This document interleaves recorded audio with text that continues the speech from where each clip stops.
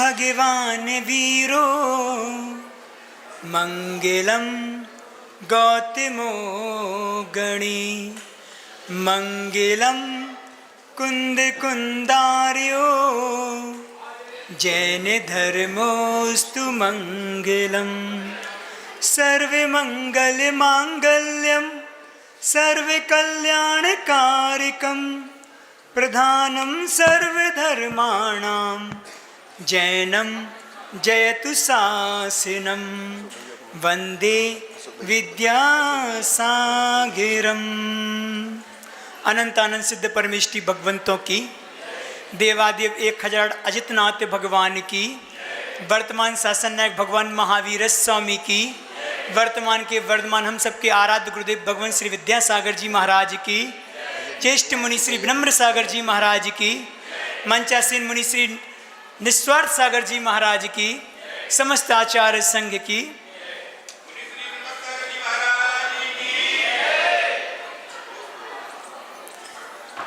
आज का यह विशेष पर्व, दीपावली का उत्सव,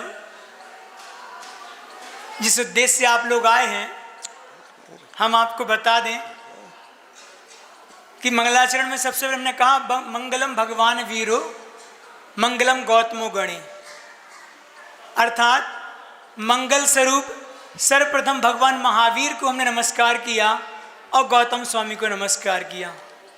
इस बात से तुम सब भली भांति परिचित हैं कि आज भगवान महावीर का दिन है और गौतम स्वामी का दिन है कि नहीं है। आज भगवान महावीर को मोक्ष की प्राप्ति हुई और संध्या वेला में गौतम स्वामी को केवल्य की प्राप्ति हुई। आज देखें वस्तुतः तो भगवान तो सुबह की वेला में मोक्ष चले गए। कौन सी वेला में? प्रत्युष वेला में। कौन सी वेला होती है? जिस समय आप लोग खुरनाटे मार के सोते हैं, वही है ना। सुबह का जो समय होता है कि अंधकार का विनाश होने को होता है और प्रातः काल की वेला का उद्भव होना होता है, तो उसको बोलते प्रत्युष वेला, अर्थात अमावस्या की काली रात कह सकते हैं अपन, कि जिस रात में भगवान को मोक्ष की प्राप्ति हो गई। अब हमें देखना है कि भगवान तो मोक्ष चले गए और हम सो को उठ के बहुत बाद में आ रहे हैं, लेकिन कोई बात नहीं, कम से कम जागृत तो होगा कि भगवान आप मोक्ष चले गए, तो आपके जाने के बाद हम एक निर्वाण लाडू आपके लिए चढ़ाएं। बहुत अच्छा प्रसंग है, कहने को तो बात बहुत इतिहास की है, लेकिन अपन को थोड़ा समझना है कि भगवान महावीर का जीवन बहुत अल्प समय का रहा। कितना रहा? मात्र 72 वर्ष की उनकी आयु थी और 72 वर्ष भी पूरे नहीं थे, जिसमें से 30 वर्ष तक वो घर में रहे, 12 वर्ष का उनका एक मुनि जीवन का समय रहा और 42 वर्ष में उनको केवल ज्ञान की प्राप्ति हुई। तो 30 वर्ष तक भगवान ने बिहार समोषण के रूप में यह तत्र सर्वत्र होता रहा। और भगवान राजगृह भी विपुलाचल पर्वत पर करीब 6 बार गए हैं। तो कहने का तात्पर्य है कि बहुत अल्प समय का भगवान का जीवन रहा, लेकिन यह पुरुषार्थ उनका इस पर्याय का नहीं था जिन्हें मुक्ति की प्राप्ति हुई। पिछले 10 भवों से उन्होंने प्रयास किया और वास्तव में देखा जाए तो 4 पड़ाव जो भगवान महावीर के जीवन के अपन को सुनने मिलते प्रसंग पौराणिक कथा में, कि सबसे पहला तो उनका एक मारीची का जीवन था, दूसरा एक भील की पर्याय का जीवन था जिसमें उसने कौए के मांस का त्याग किया, और तीसरा देखें तो एक शेर की पर्याय का जीवन था, और चौथा जीवन साक्षात वीर महावीर स्वामी की पर्याय का जीवन था।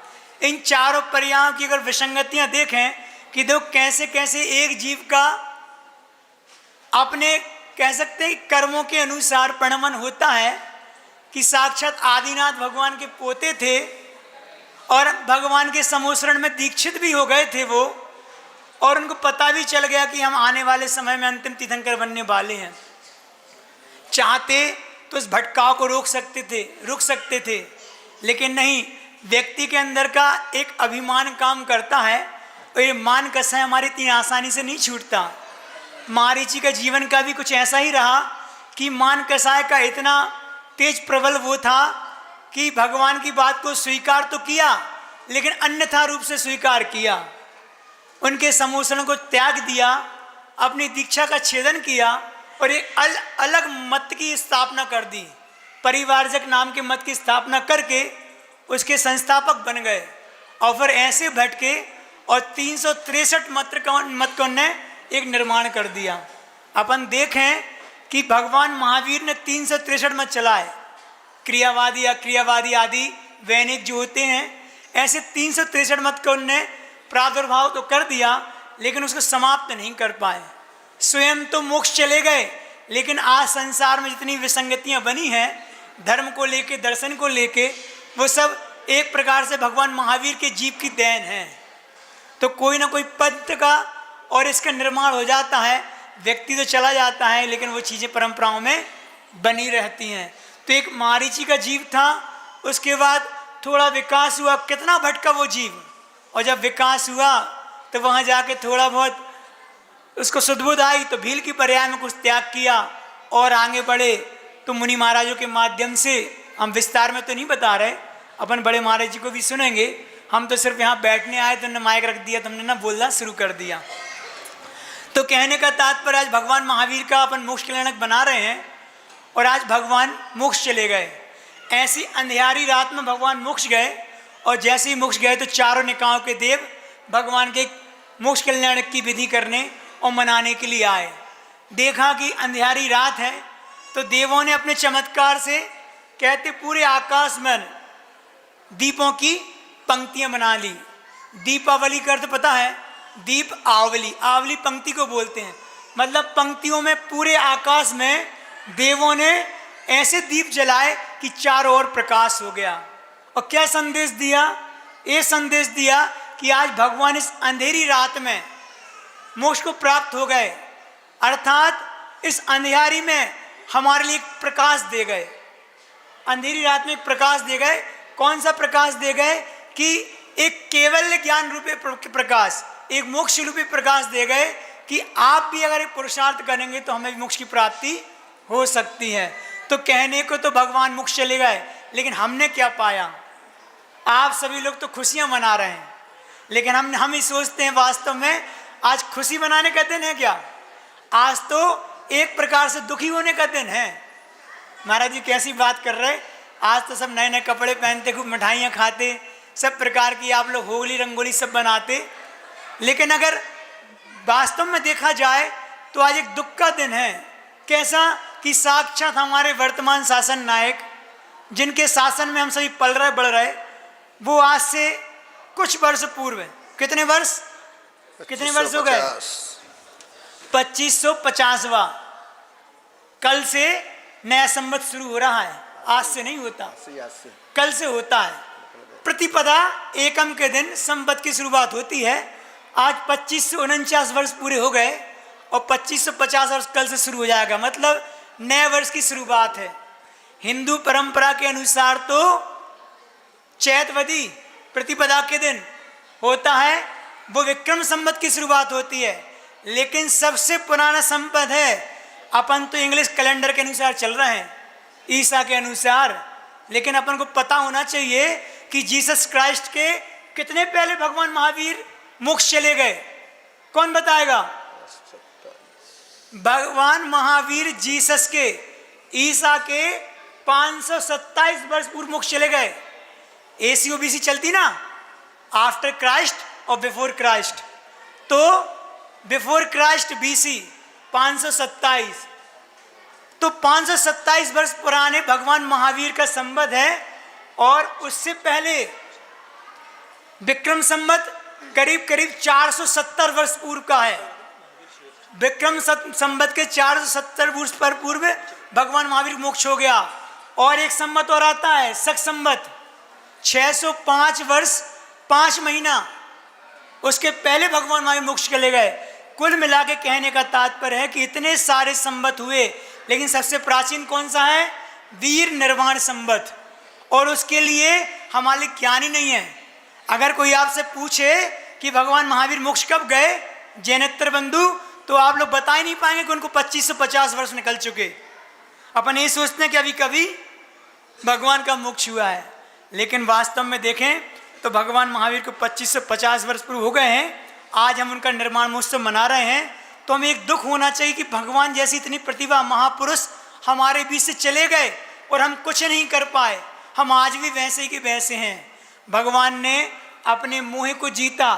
भाभी बड़े महाराज जी बता रहे थे ना कि कौन से शत्रु को जीता, कोई पर शत्रु को नहीं जीतना, अपने कर्म रूपी शत्रु को जीत के उन्होंने इस मोक्ष अवस्था को प्राप्त किया है, जो आज हम सब उनकी मोक्ष की अवस्था को मना रहे हैं।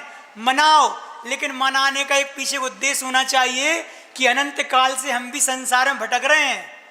जैसे भगवान थे वैसे ही हम थे, लेकिन भगवान ने एक विशेष पुरुषार्थ करके उस भगवत्ता को प्राप्त कर लिया है। बस वो एक शिक्षा में देके चले गए हैं कि आज के दिन हम भी इस भगवत्ता को प्राप्त करें, उसके लिए पुरुषार्थ करें। आज शाम को केवल ज्ञान की प्राप्ति गौतम स्वामी को हो गई। भाई 64 रिद्धियाँ हमारे अंदर भी हमें प्रकट हो जाएं, हमें मिल जाएं। इसलिए हमारे लिए पुरुषार्थ करना है कि हमारी भी एक आसक्ति मिटे। कौन सी आसक्ति? विषय आशा रूपी आसक्ति का हमारा नाश हो, और साथ में एक आसक्ति बढ़े। तो कौन सी आसक्ति? धर्मानुराग की। धर्म रूपी आसक्ति तो बढ़ना चाहिए और विषयों की आसक्ति हमारी समाप्त होना चाहिए। इस भाव को लेके हमारे यहाँ दीपावली मनाना है। बातें बहुत सी हैं, प्रसंग भी बहुत से हैं, लेकिन अपन समय को देखते काम करें। लेकिन एक बात जरूर हम यहाँ पर बोलना चाहते हैं कि आज चूंकि दीपावली है, आप लोग एक दूसरे को खूब मिठाइयाँ भी खिलाते हैं, खाते हैं, खूब उपहार भी बांटते हैं। बांटते नहीं बांटते? खूब सब उपहार बांटते हैं। एक उपहार आज हम भी आप लोगों से चाहते हैं। आप लोग देंगे कि नहीं देंगे? आज एक फेस्टिवल है, नहीं है, त्योहार का दिन है, और ये त्योहार कोई सामाजिक त्योहार नहीं है, ये धार्मिक त्योहार है। लोग हमसे पूछ रहे महाराज जी ये 16 सूतक का त्योहार होता कि नहीं होता? ध्यान रखो, दीपावली 16 सूतक का नहीं होता, कोई अनरा नहीं होता दीपावली का। क्यों? भगवान महावीर के मोक्ष का प्रसंग है। तो आज एक उपहार की बात है, हम आपके सामने एक बात रख रहे हैं। आप मानो तो अच्छा है, नहीं मानो तो आपकी मर्जी है। लेकिन मेरा ऐसा भाव था कि आज दीपावली के पर्व के अवसर पर आप सभी एक कलश, जो एक कलश यहाँ पर दिख रहे हैं, ये चातुर्मास की 4 महीने की साधना का जो फल है, एक प्रकार से पुट है साधु का। बड़े बड़े महाराज यहाँ बैठे हैं, इन सभी ने 4 महीना चातुर्मास में साधना की अजितनाथ भगवान के चरणों में बैठ के। तो ऐसे अजितनाथ भगवान के चरणों से और कुछ बड़े महाराजों के साधना के फल से एक कलश की स्थापना हुई थी, और एक करीब करीब 100 से ज़्यादा कलश मात्र बगैर किसी नाम के स्थापित किए थे, केवल एक उद्देश्य को लेके कि हमारे पूज्य गुरुदेव का स्वास्थ्य सही रहे, स्वस्थ रहे। वो इस उद्देश्य को लेकर चरणों में रखा था।